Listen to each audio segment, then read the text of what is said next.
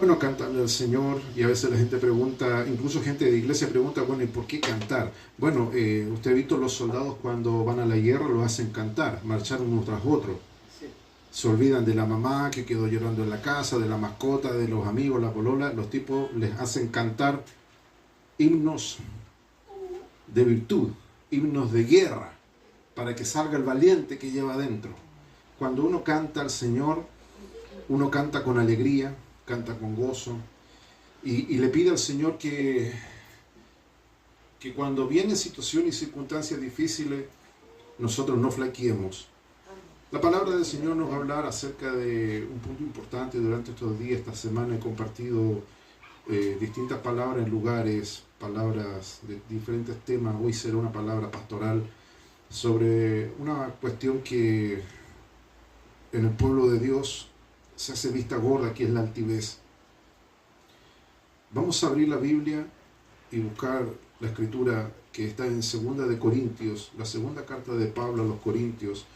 Vamos a leer el capítulo 10 del verso 4 al verso 7. Ese es el texto que vamos a utilizar en esta hora para esta reflexión. Y usted ora en su corazón y le dice: Señor, examíname, ayúdame, Señor. Si usted lo que me va a decir ahora es para mi salud espiritual, para que no me desvíe en este tiempo de anarquía espiritual, de confusión. Las iglesias están llenas, atestadas de gente que no ha tenido un cambio real en su vida. Ya no hay una diferencia, y esto lo digo porque he compartido en muchas iglesias, muchos púlpitos, muchos ministerios, y déjeme decirle de que esta situación no va a permanecer siempre así. La Biblia dice que Él viene por una iglesia a la cual Él purifica, limpia. Esta iglesia tiene distintos nombres, se le llama el edificio, se le llama la casa espiritual, Pablo le llama la esposa. Dios nos demanda a nosotros, no solamente este día, sino siempre estar preparados.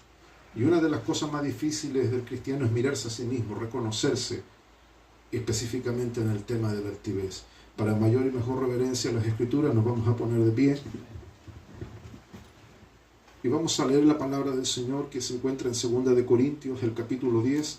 Leemos desde el versículo 3 en adelante. Gracias.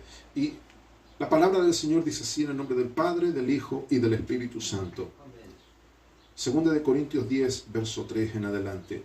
Pues aunque andamos según la carne, no militamos según la carne, porque las armas de nuestra milicia no son carnales, sino poderosas en Dios para la destrucción de fortalezas, derribando argumentos y toda altivez que se levanta contra el conocimiento de Dios, llevando cautivo todo pensamiento a la obediencia a Cristo, y estando prontos para castigar toda desobediencia cuando vuestra obediencia sea perfecta.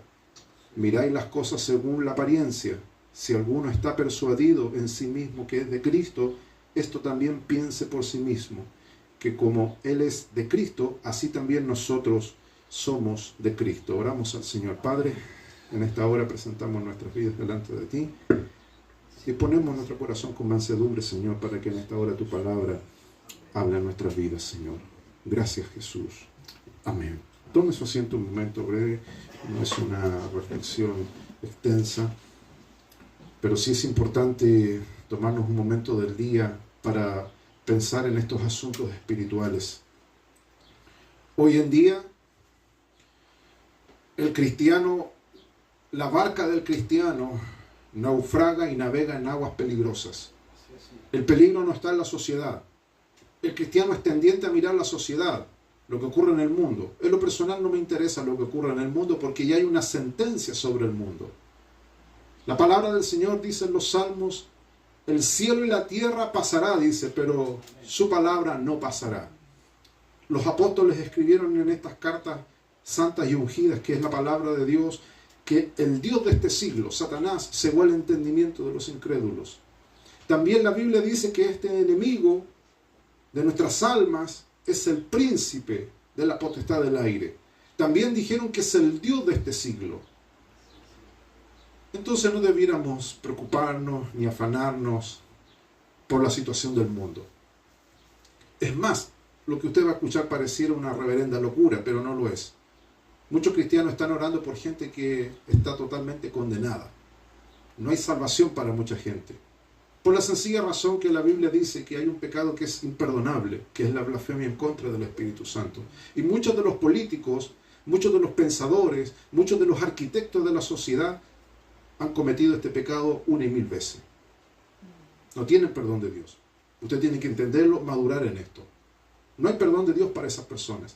Personas que se han mofado del Espíritu Santo, personas que se han morfado de la obra salvífica de Cristo, de la pureza del creyente. Hace un tiempo atrás, una persona que ya está fallecida, señor de apellido Lemebel, un activista de estos grupos que pululan tanto en esta nación, derechamente haciendo alarde de su inmoralidad, escribió un ensayo, como muchos otros de estos supuestos amantes de las artes, titulado Las yeguas del Apocalipsis, haciendo una versión, una parodia, ¿cierto?, del Apocalipsis. Este es uno de tantos casos más que hoy día a través de las redes sociales los podemos ver. Antes de la era de la digital, a través de los medios de comunicación, nos enterábamos de todo esto. Cuando un cristiano empieza a ver el mundo, por supuesto que su alma se empieza a exponer a este nivel de pensamiento nauseabundo que tiene el mundo. Por eso, esto de congregarnos es para proteger al creyente de estos ambientes terribles. Si nos vamos al relato antiguo, la Biblia dice que Lot de a poco fue amalgamando su conducta a los ciudadanos de Sodoma y Gomorra, pero dice que él afligía su alma cada día viendo la nefanda conducta de esa gente. Pero nadie mandó a vivir al señor Lot por esas tierras. Muchos cristianos hoy día sufren, no porque Dios les tenga un plan de sufrimiento, es porque el cristiano navega en aguas que no está autorizado a navegar. Hace poco, aquí en Bahía Mansa, donde estuvimos visitando hace unas semanas atrás, naufragó un barco justamente un día antes de que llegáramos y en las noticias salió, fue justo donde nosotros estábamos, murió gente por navegar en aguas que realmente son peligrosas. En la vida espiritual, a través de mes en mes, me encuentro con cristianos que comenzaron en un yate, una vida espiritual lujosa, todas las comodidades. Y a la vuelta de la rueda los veo sujetados en una tabla. Los veo prácticamente clamando por su vida. La clave está en entender de que ¿qué nos aleja de Dios? Bueno, la altivez. La altivez viene de una raíz que significa alto. Alguien que mira desde arriba. Entonces es más fácil de entender el término altivez. El señalar estas cosas en la vida del creyente es difícil porque muchos creyentes son como los que son ebrios, borrachos, alcohólicos, que tú los puedes ver ahí y él dice, no soy borracho, y el tipo está orinado contra el muro. Y el tipo no reconoce esa condición, ¿no? Dice, yo tomo socialmente, dice, tomo para compartir. Pero el tipo, tú le tiras un fósforo y tanto alcohol que tiene que se puede encender. Pero él no va a reconocer que es alcohólico. Bueno, hay muchos cristianos que, como pastor, a través de mi vida cristiana, le digo, usted tiene altivez. No, dice, jamás. ¿Cómo se le ocurre, pastor? Yo soy siervo de Jehová, altísimo de lo alto. Y ahí me encuentro inmediatamente con personas que sutilmente el diablo ha ido trabajando en ello. El pecado en el corazón del creyente es como el hongo en la pared.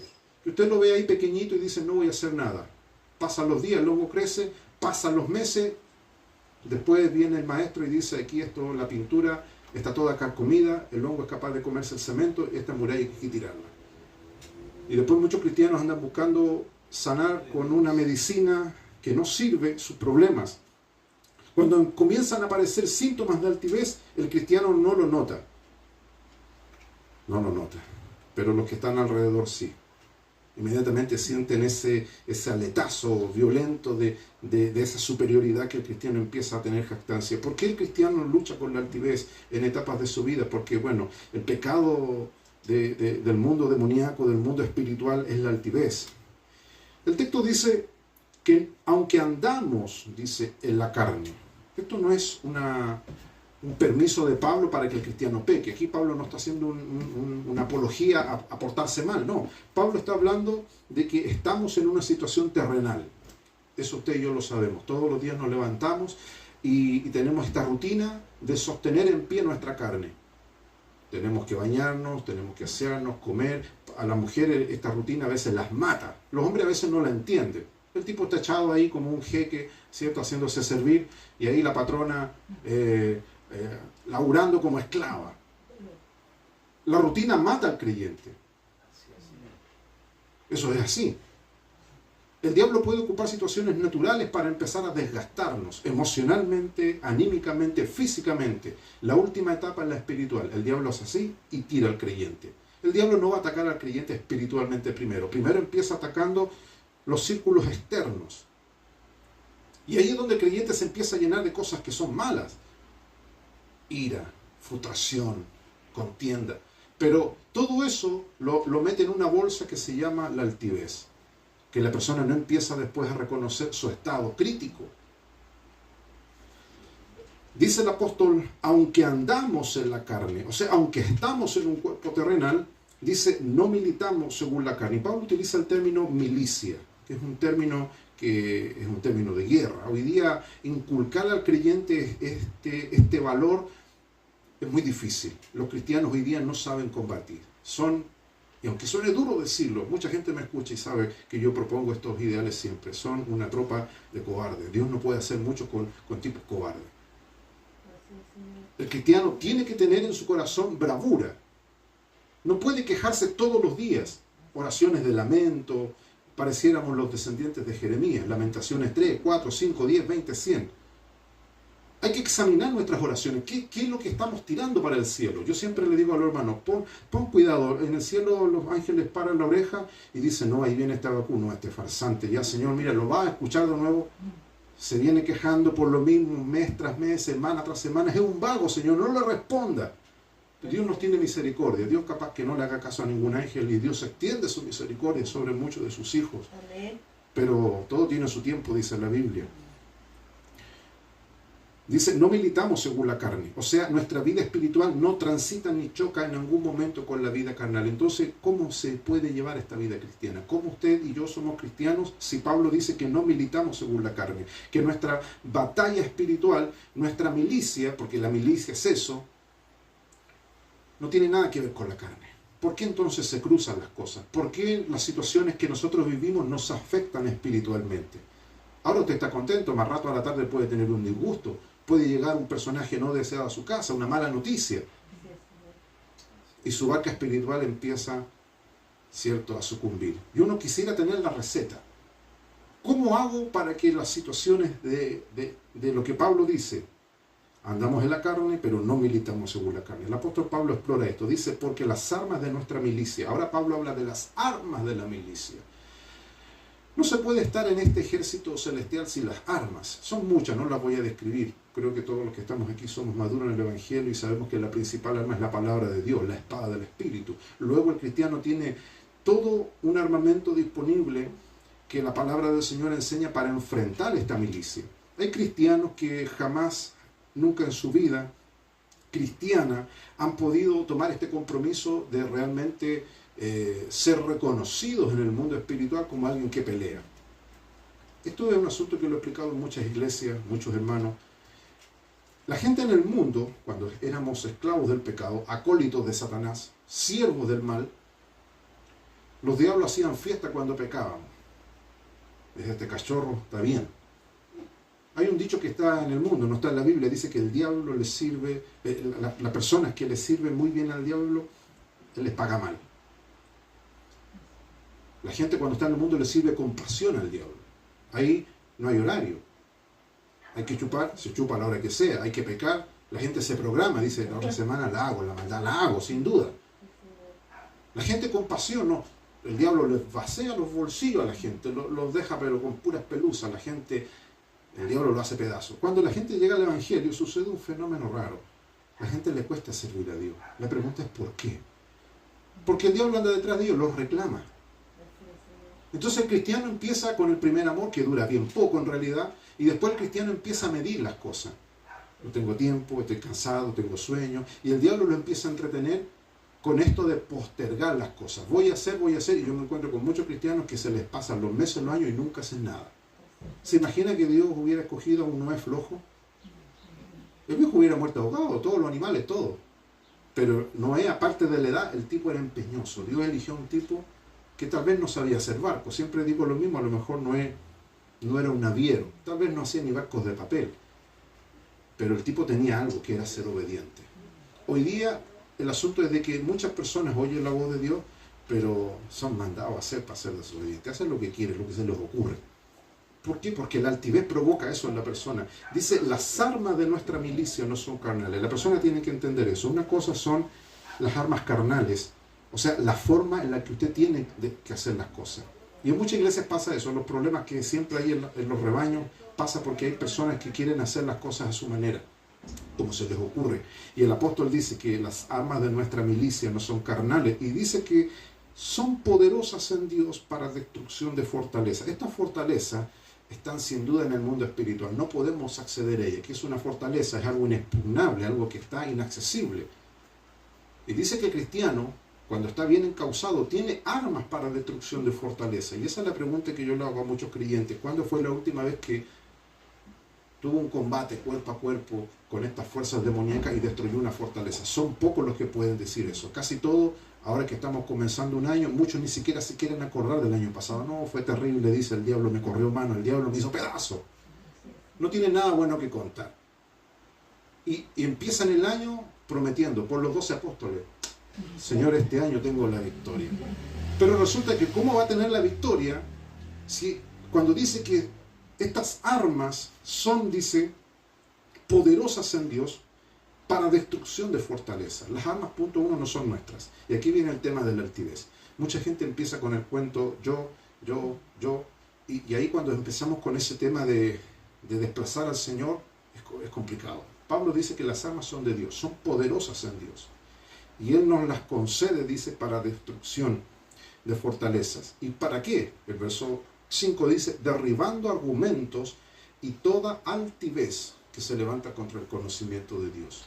Los argumentos son formas de pensar que hacen que los pensamientos se endurezcan.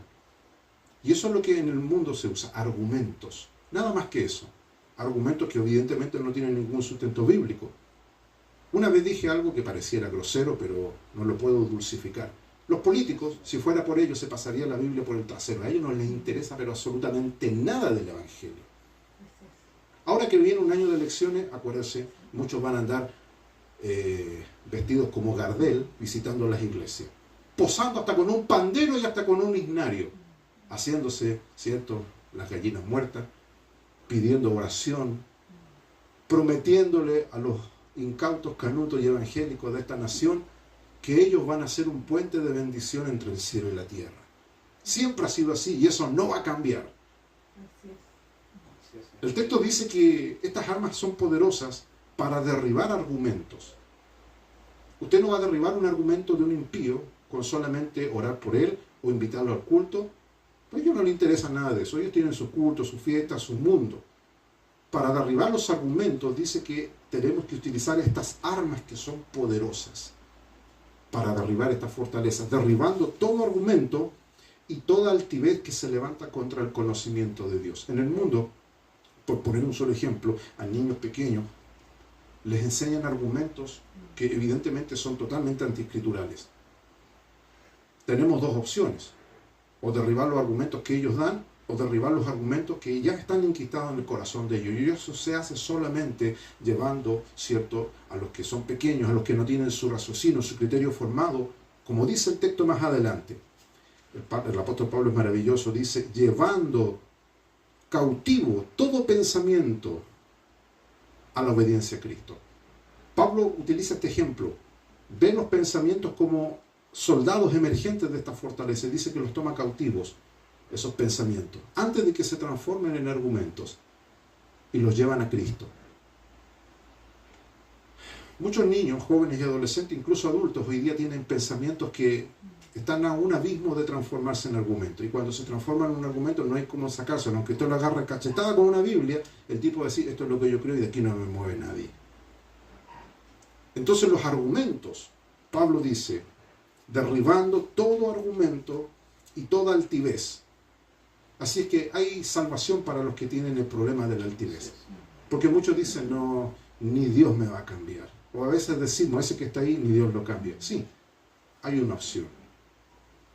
Y esa opción es de que se usen armas, dice, las armas poderosas en Dios para destrucción de fortalezas, derribando todo argumento y toda altivez que se levanta contra el conocimiento de Dios, llevando cautivo todo pensamiento. ¿A dónde dice? No a la iglesia, no al obispo, al pastor, al apóstol, al ujier, al oficial, no, dice, llevando todo pensamiento a la obediencia a Cristo. Amén. Cristo nuestro Señor, el siervo de siervos, que la Biblia dice, el apóstol Pedro y Juan escriben, nunca se halló engaño en su boca, que subió enmudecido al matadero. Si hubo un hombre en la tierra que fue perfecto, puro, santo, que no tenía pero ni un milímetro de altivez y de arrogancia, era Cristo. Pero ¿por qué se habla poco de Cristo en los púlpitos? ¿Por qué se habla poco de Cristo? Las personas hablan de Dios, incluso la gente impía, cuando hay una catástrofe, todos invocan a Dios. Sálvanos, Dios. Yo creo en Diosito. Y a los que les gustan el tema de las manifestaciones, hablan del Espíritu Santo, transgrediendo el pecado y blasfeman de cosas que no conocen. Pero de Cristo pocos hablan. Incluso en muchas iglesias han habido grandes contiendas porque ya predicadores que antes vehementemente hablaban de este Cristo divino, hoy día han rebajado a nuestro Señor, a un curandero, ¿cierto? A un sanador, a un tipo bonachón que hacía cosas buenas, pero no al Hijo de Dios que ha redimido nuestros pecados. Por eso la Biblia dice en 3 de Juan que una de las señales de la apostasía es personas, dice, que negarán que Cristo ha venido en carne. Y esto lo estamos viendo en muchos círculos cristianos. Pareciera que hubiera un aparente avivamiento en muchas iglesias, porque somos muchos, dicen. Eso no es una señal de avivamiento porque son muchos, o porque tengan infraestructura, o por lo que tengan. El avivamiento real es cuando la persona está unido a Cristo. Jesús dijo, yo soy la vid, vosotros sois los pámpanos. El que permanece unido a mí lleva mucho fruto. Y el que no da fruto, dice, lo corto. Los concilios, las iglesias, los ministerios no tienen autoridad para cortar a nadie. Pueden seguir unidos a la iglesia físicamente y estar ahí rondando como dueños y señores del rebaño, pero hace rato ya fueron cortados desde el cielo. Jesús se lo dice a sus discípulos, el que no lleva fruto, lo cortaré. Lo cortaré. Es triste, hermano, esta escena, pareciera duro lo que el Señor dice, pero Jesús pareciera que va en el lado contrario. Él no dice quiero tener iglesias llenas de ovejas, no. Él está preocupado de limpiar su viña. Y cuando nos ocurra esto de que el Señor venga por nosotros, nos vamos a llevar grandes sorpresas. Estemos ahí entrando a la gloria y ¿tú qué haces aquí? Y al que pensamos que debiera estar, ¿dónde está el hermano? Tenía las orejas llenas de pato, en buen chileno, cerilla, cerumen. Nunca escuchó la trompeta de gloria y se quedó aquí. Y tal vez los que pensamos que no son para salvación estarán allá. Jesús lo dijo a los fariseos, ustedes no entrarán, pero las rameras, las prostitutas y estos cobradores irán a la cabeza en el reino, porque tuvieron más temor que ustedes.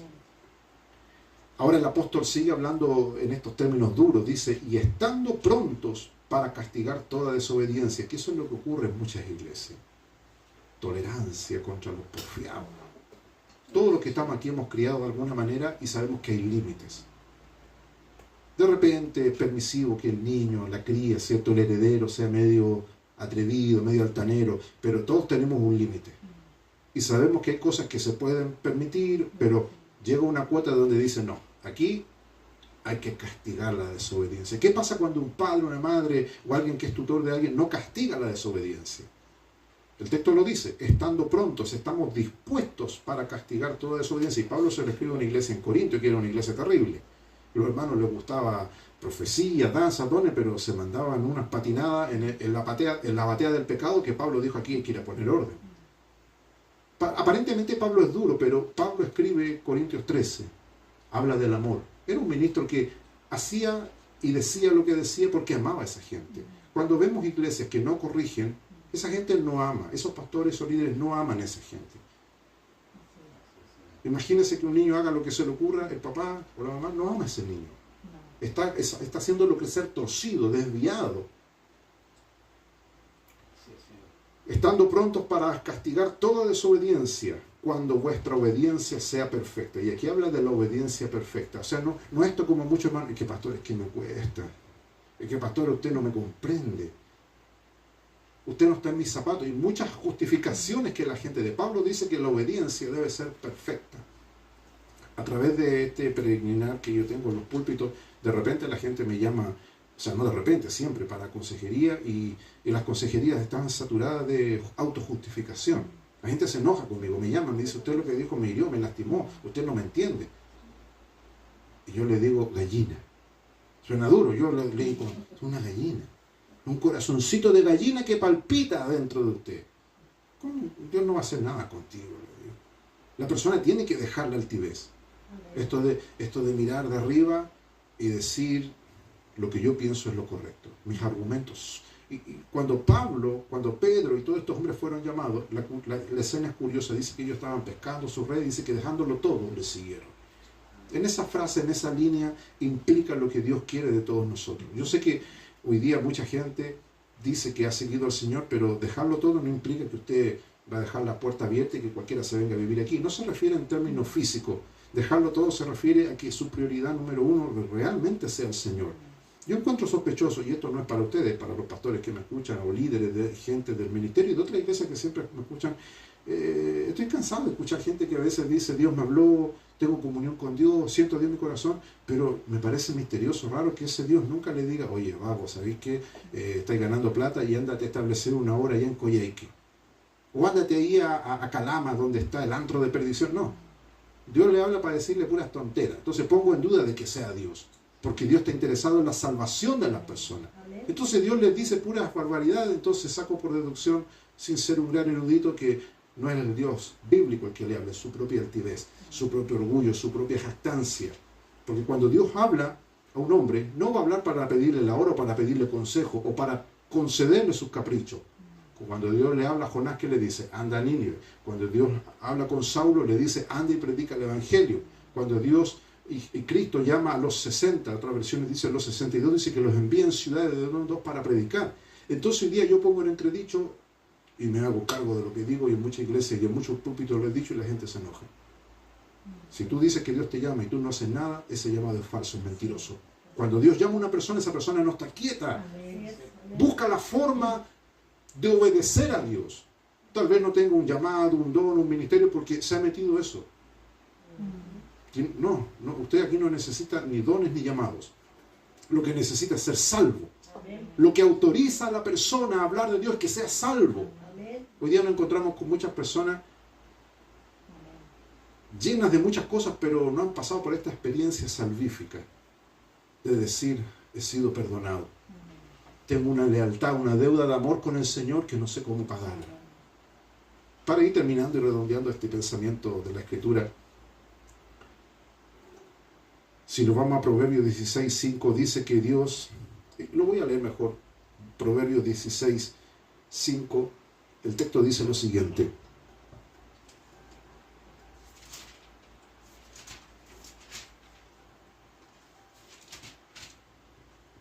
Proverbios 16:5 dice, abominaciones a Jehová todo altivo de corazón. Corta y precisa, eso es lo que Dios piensa de los que son altivos. Es una abominación. ¿Qué es lo que es la abominación? Lo que hacían los judíos en el desierto. Que ellos decían que estaban contentos que Dios los sacara de Egipto y los llevara a Canaán, pero en el desierto llevaban sus dioses, dice. Y anhelaban en su corazón volver a Egipto. El buen chileno pelaba la tierra prometida sin siquiera haberla pisado. Decían, esa tierra es mala. ¿Por qué no nos quedamos en Egipto mejor? Y hay mucha gente cristiana hoy día en las mismas. No aman las cosas de Dios. Tienen un corazón abominable. Dice, abominaciones a Jehová, todo altivo de corazón, ciertamente no quedará impune. O sea, esa persona, Dios la va a castigar en algún momento. Cada vez que usted ve a un hermanito, una hermanita que es altivo, que es agrandado, que es soberbio, que es hinchado, esa persona le va a llegar su momento, porque el texto lo dice, no quedará impune. Y uno dirá, pero ¿cómo esta persona la hace una y otra vez y pareciera que en vez de que Dios le ponga atajo, pareciera que le va mejor? Pero el texto lo dice, ciertamente, téngalo por seguro, dice que no va a quedar impune. La sentencia de Dios viene sobre los altivos. Luego tenemos el Salmo 138, verso 6.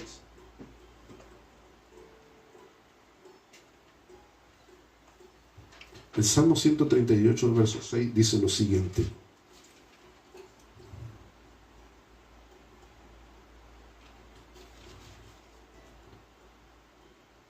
Porque Jehová es excelso y atiende al humilde. Este versículo lo hemos conocido, lo hemos cantado, recitado hasta la saciedad. Él es excelso, atiende al humilde, mas al altivo lo mira de lejos. O sea, cuando va el altivo al templo a hacer algo, Dios y los ángeles se van lo más lejos posible. Eso dice el texto, lo mira de lejos. Pero ellos creen que no. Ellos dicen, Señor, aquí viene tu regalón. Yo he visto a esa gente. Señor, aquí viene tu ungido. Escúchame porque soy el siervo. Tontera, Dios dice, mira, este loco, este patán está mal. Pero dice que al altivo lo mira de lejos. Ténganlo por seguro que estos versículos bíblicos, si lo aplicamos cada vez que hay reuniones grandes, todos los pastores dicen, pecho inflado, Dios oye a todos mis cachorros. No es así. Eso no es decisión de ningún pastor ni de ningún obispo. Esa prerrogativa solamente es de Dios. Y dice que Dios mira de lejos al altivo. Los mira de lejos. ¿Por qué Dios mira de lejos al altivo? Por la misma razón que usted lo haría. ¿Por qué usted no quiere estar cerca de alguien altivo? Porque te desgasta emocionalmente, te contamina.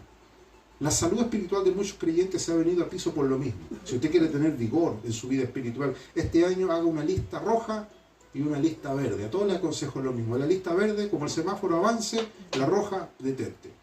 Usted rodéese de personas espirituales. Saque de su vida familiar, principalmente.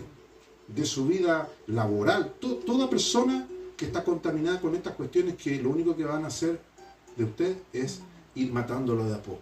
Pero si usted no lo hace, téngalo por seguro que en algún momento usted va a estar hablando el mismo idioma de ellos. Último versículo, Proverbios 16, 18, nos advierte qué ocurre en los procesos de la altivez. Proverbios 16, 18 y luego ya pasamos a orar. El texto dice, antes de la caída viene la altivez de espíritu. Lo leo. Antes del quebrantamiento es la soberbia. Y antes de la caída, la altivez de espíritu. Cayó el hermanito. ¿Supiste? Sí. Y todos nos detenemos en que cayó. ¿Pero qué llevó a caer al hermano? ¿Fue el diablo? ¿Fue la diabla? Como algunos le echan la culpa a las diablas también. ¿Fueron malas decisiones, malas gestiones? No, el texto es claro. Antes de la caída, antes de que la persona caiga, ocurre un hecho y dice que es la altivez de espíritu. El espíritu se empieza a poner altivo. Yo he visto esto, he pastoreado en muchas iglesias. No soy yo le digo a los hermanos, puedo ser feo, pero no tonto. Y he visto cuánta cosa de los hermanos en la iglesia que le chispean los dedos a Dios. Ya, pues Señor, pues responde. Claro, y gente que empieza con actitudes que uno después dice, ¿hasta cuándo, Señor? Y dice que antes de la caída viene la altivez de espíritu. Si usted no quiere caer, porque todos tenemos temor en nuestro corazón, no queremos caer, defraudar a Dios, queremos amar la palabra. Bueno, la clave está en esto. Cuidarnos de la altivez. Señor, purifíqueme, límpieme. Y una de las claves de Pablo en el Nuevo Testamento dice, asóciate con los humildes. Pero si usted frecuenta hermanos, hermanas, o gente que tiene este problema de la altivez, eso nos va a contaminar. ¿Qué le parece si oramos al Señor